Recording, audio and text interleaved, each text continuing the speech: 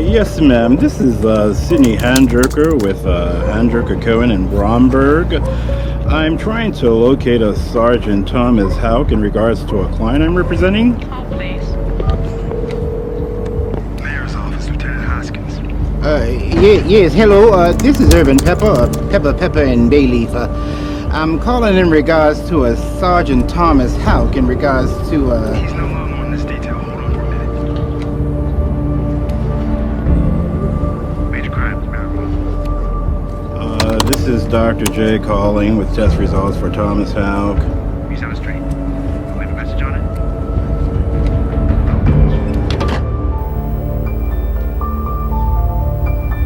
Now, when discussing gangs, right, there is this common assumption on the wire that the Game of Thrones can only be played amongst the West Side players of Baltimore, namely the 𝑎𝑣𝑒𝑛s and the 𝑚arlows of the show, who are not interested in any power less than the sovereignty of a king, whereas the East Siders' values seem to be more democratic in nature, seeing as how willing they are at sharing power amongst the group, and so they seem unconcerned with the concept of a crown. meaning you. Well, I am East Side, for the most part. But I'm talking about Hungry Man and Parker and Ghost. You know, others beside myself. Now, as Marlo just pointed out, the East Side does in fact have a king, albeit unofficial. But whether you rule a place through violence, or you rule it through resources like exclusive access to the plug, it doesn't really negate the fact now, does it? Even a good charade of democracy won't satiate our need to control everything, to monopolize when the opportunity presents itself, which is exactly what Joe did from season 1 to season 5, whom we seem to forget made more moves from that little ass chair in his repair shop than 𝑎𝑣𝑒 and Stringer did collectively, when their partnership was at its pinnacle.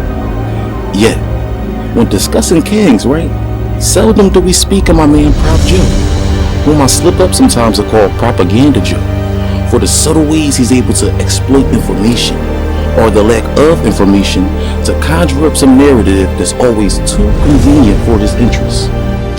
Told you before, I'm making my business to keep an ear to the ground. I'm making my business to do business.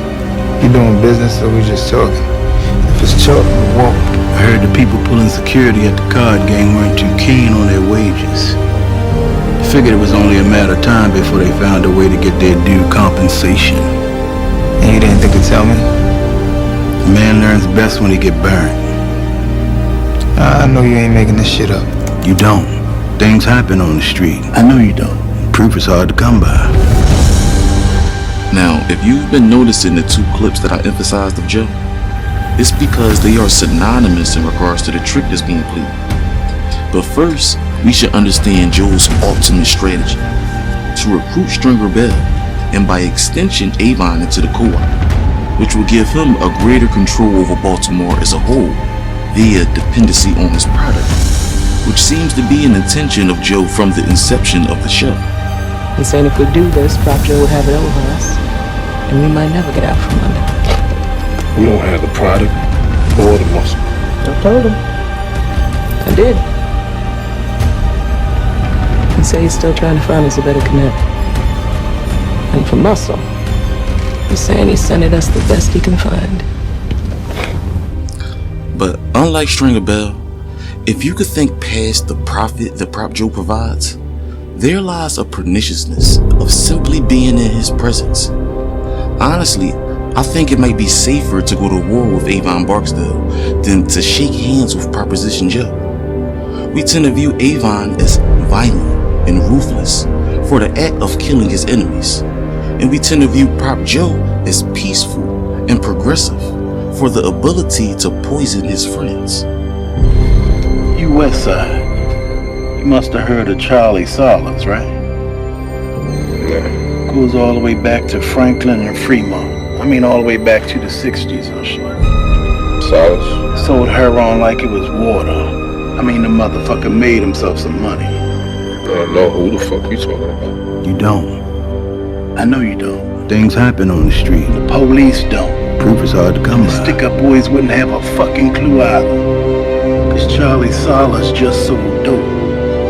No profile, no street rep, just buy for $1, sell for $2. Now, creating a Charlie is actually something that a lot of us are familiar with. Shit, some of us deal with this on a daily basis. But basically, it's when a person exploits the lack of proof surrounding a situation or a person whom they are aware that no one around them knows or is too young to know or refute. So they use this created player or Charlie as a point of reference to suggest to you what you should do depending on whatever Charlie's outcome was. So for instance, with Stringer Bell, Joe simply creates a Charlie Saunders, some infamous analytical kingpin from the west side of Baltimore that just so happened to beat the dope game by keeping a low profile. Just business strain. Buy for $1, sell for $2. That's all it need be. Cause Charlie Sala's just so dope. No profile, no street rep. Just buy for $1, sell for $2. Now, if you've never seen a grown-ass man get pimped before, then here Prop Joe provides a good example, where he simply mirrors Stringer's aspirations by way of a created person and then constructs it into a convenient little story to serve his ultimate goal. But where Joe invokes a Charlie Saunders to persuade Stringer Bell, he learns that convincing Marlo would be a bit more difficult. So after getting Omar into cahoots, Joe calls upon a Charlie Berman as leverage for the negotiation, whose name that is on the top of the indictment that he hands Marlo, and who serves as the key suspect to this investigation and the key incentive for getting Marlo's cooperation, which falls under the access to information. Sure they doing that job, cleaning up the city, taking down the kingpin. How did you come by this? Told you before, I keep my ear to the ground. What are you going to do with it? Maybe nothing. Charlie's not part of the co-op. Maybe I tip him for a fee. What do you think a man with a whole lot of money would pay for his freedom? Now, my intentions for creating this video stems from a comment that I posted on one of my Prop Joe videos about 2 years ago, where I was expressing my suspicions surrounding the whole Charlie Saunders story.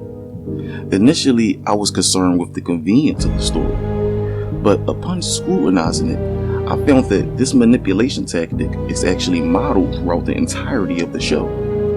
Joe might be the king of this move, seeing as though he literally uses a Charlie, but he's far from the only one to pull it. And sad to say, Stringer was credulous enough to fall for this move 3 different times. After Joe pulls a fast one on him, Andy Crosscheck uses Chunky Coates as a Charlie by propagandizing him as some big shot developer that came from the trenches like Stringer and who conveniently owes his current success to Clay Davis. Oh, look at you. It's the herd of Charlie Saunders, right? Chunky Coates. Who's that? You don't know Chunky? He's got the properties down the block and over on the even side of Packer Street. When I first met that fat man, he had an office so small you had to leave the room to change your mind. And 2 years ago, he started running with your man, Clay Davis. Look at you now, you big sassy bitch. Now, what Andy did was rejuvenate Stringer's conviction by catering to his impatience and his lack of knowledge of the Baltimore place, subsequently ripening him up to invest $250,000 to the cause. This is why we have a politically connected guy like that in the payroll. He goes downtown and does for us what we can't do for ourselves. Democracy in action, Mr. Bell. Now here, Andy's trick requires selective evidence to support the narrative, offering Stringer's aspirations and ambitions a visual milestone, something physical or visible to compete against, which leads him right back to Clay Davis's office, offended and ready to go all in. In my world, you have any idea what I had to do to get where I am today? And when I say I'm ready, you best believe it. Now, once in a state of desperation, Clay's job actually becomes easier, which is to create circumstantial evidence. And Clay does this down at the federal building, where he simply gets this white man, his Charlie, to reluctantly take this folder back to his office, which is to suggest the deal has been sealed and to justify the $250,000 gift. Got your running shoes on? You're in. That's the faucet? Shit, as far as the federal money's concerned, he's everything. The faucet, the goose. What goose? The one that lays them golden eggs.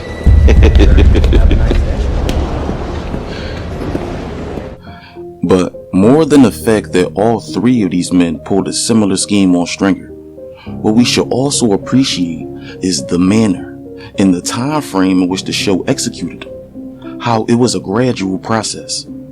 Pete, on the first one, Joe provides no evidence at all to support his whole Charlie Silas story, which either means that Joe's word was proof enough for Stringer, or that String's inclination to believe the story was just stronger than his skepticism of it. But either way, it suggests that his analytical judgment does not extend to the understanding of people. But on the second one, at least Andy Crosscheck provides some selective evidence with his story, with Stringer actually seeing somebody named Chunky Coates. Seen Chunky Coates. Chunky Coates gets his grant money same way everyone does. He fills out applications, he makes sure the plans meet spec, then he prays like hell. But unlike the whole Charlie Silas story, the issue of this story is not if Chunky Coates exists, but if we can contribute all of his success to Clay Davis, which Andy just tries to throw into the dialogue, but is actually the focal point of the whole exchange. 2 years ago, he started running with your man, Clay Davis. I'm ready to run now. 3 years. Crawl, walk, and then run. Then, for the finale, Clay seals the deal for $250,000 down at the federal building, where his job is to create some circumstantial evidence, stage some type of fake agreement.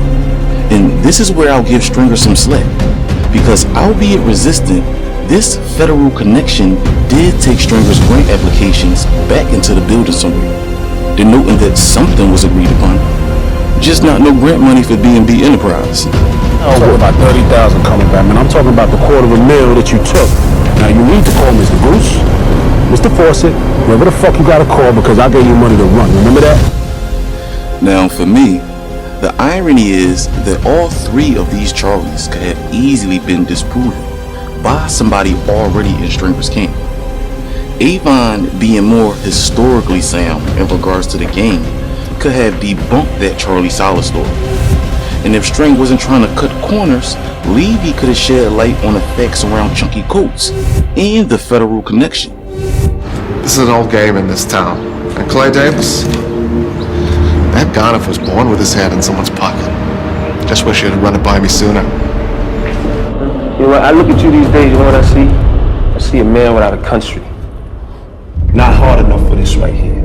And maybe, just maybe, not smart enough for them out there. Not hard enough. No offense, but I don't think you ever really were. Did you notice that Stringer only replied to hard enough? That he doesn't even consider the latter? As if him not being smart enough for the likes of Clay Davis is absurd, unworthy of a response. This highlights Stringer's arrogance, which leads me to the moral of this story, that people who are green in the game, that don't want to pay homage to those who know better, that like Stringer refuse to take the proper channels, well, their lack of knowledge and lack of social awareness will be exploited by the professionals, simply because extra money does not compensate for a lack of fundamental knowledge in whatever game someone's playing. And seeing as though none of us enjoy being food for other people, humbly keep this in mind, that it is not the manipulative person that we fear, but what we fear is not knowing what the manipulator really wants from us. For a failure to discern this will reflect in your everyday life. But it's time for me to wrap this one up, y'all.